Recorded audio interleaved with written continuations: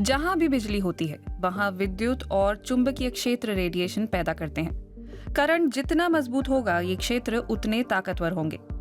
Electric car में खूब सारे इलेक्ट्रिक उपकरण होते हैं। सबसे ताकतवर फील्ड वो केबल हैं जो इलेक्ट्रिक मोटर से बैटरी को जोड़ते हैं। वो मुख्य रूप से निम्न या मध्यम आवृत्ति वाला चुंबकीय क्षेत्र बनाती हैं।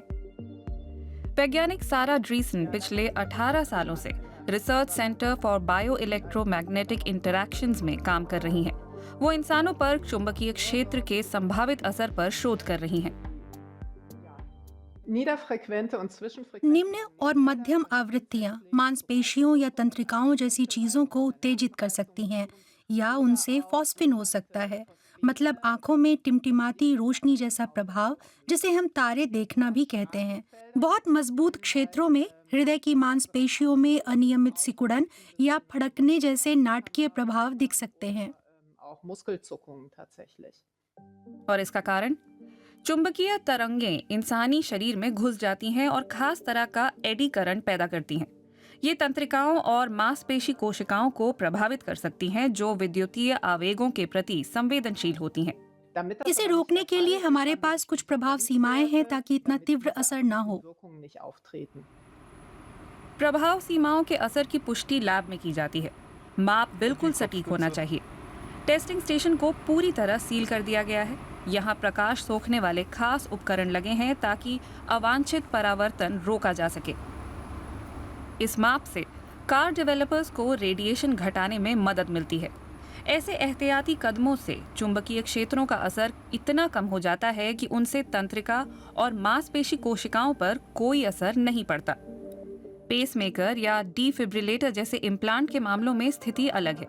ये उपकरण इलेक्ट्रोमैग्नेटिक एडी करंट फील्ड्स के प्रति काफी संवेदनशील होते हैं। इसीलिए म्यूनिक के जर्मन हार्ट सेंटर के डॉक्टर कार्स्टन लेनर्ट्स ने अपने 108 मरीजों को एक शोध के लिए एक इलेक्ट्रिक कार चलाने को कहा। उन पर निगरानी रखी गई और उन्हें चेसिस डायनेमोमीटर चलाने को दी गई, जिसे असल परिस्थितियों के अनुरूप ढाला गया था।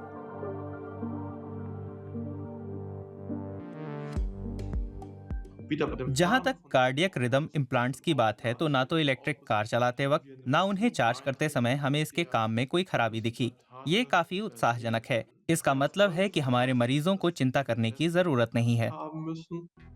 रिसर्च टीम ने न केवल गाड़ी चलाते हुए बल्कि कार को सीधे केबल से चार्ज करते समय भी मजबूत इलेक्ट्रोमैग्नेटिक क्षेत्रों का असर मापा। गाड़ी की चार्जिंग का समय अहम है। बाजार में चार्जिंग के जो नए सिस्टम आ रहे हैं उनकी क्षमता काफी ज्यादा है। ऐसे में उन्हें फिर से जांचने की जरूरत है, मगर फिलहाल अपने मरीजों से यही कहूंगा कि इलेक्ट्रिक कार चलाना सुरक्षित है। आपका कोई इम्प्लांट हुआ हो या नहीं, इलेक्ट्रिक कारें इतनी कम रेडिएशन छोड़ती हैं कि इससे सेहत को नुकसान नहीं पहुंचता। कम से कम छोटी अवधि में तो नहीं होता। निम्न और मध्यम आवृत्तियों में होने वाले ज्ञात तीव्र असर के अलावा लंबी अवधि और संभावित दीर्घकालिक प्रभावों पर बहस जारी है। खासकर निम्न आवृत्तियों में सबसे बढ़कर बच्चों को होने वाले ल्यूकेमिया पर। WHO मानता है कि बेहद कम आवृत्तियों के चुंबकीय क्षेत्रों वाले इलेक्ट्रिक वाहनों में, खासकर जब वो हाई वोल्टेज पावर लाइनों के नीचे हों, उनसे बच्चों में कैंसर होने का खतरा होता है। लेकिन ड्रीसन का मानना है कि इलेक्ट्रिक कारों के मामलों में ऐसे शोधों की प्रासंगिकता बहुत कम है। इन नतीजों को इलेक्ट्रिक कारों पर लागू करना मुश्किल है क्योंकि बच्चों को होने वाले ल्यूकेमिया पर हुए शोधों में पाया गया कि ऐसा लगातार संपर्क में होने या कम से कम लंबे समय तक इलेक्ट्रोमैग्नेटिक क्षेत्रों के संपर्क में रहने से होता है। डिर्क गेशवेंटर इलेक्ट्रोमैग्नेटिक फील्ड्स के संभावित साइड इफेक्ट पर सालों से शोध कर रहे हैं। उनका मानना है कि अभी भी इतना शोध नहीं हुआ है कि इससे जुड़े स्पष्ट जवाब मिल सकें। ये साक्ष्य निगरानी करने वाले शोधों से आए हैं। प्रयोगों में इनकी पुष्टि नहीं हुई है, इसीलिए इलेक्ट्रोमैग्नेटिक क्षेत्रों के स्वास्थ्य पर असर की बात अभी साबित नहीं हुई है। हालांकि अभी हम पक्के तौर पर इसे खारिज भी नहीं कर सकते हैं, इसीलिए हम ऐसे क्षेत्र की क्षमता पर नजर रखने की सिफारिश करते हैं। जो ई कार्स टेस्ट की गई हैं, वो चुंबकीय क्षेत्र की तय यूरोपीय सीमा से काफी कम है।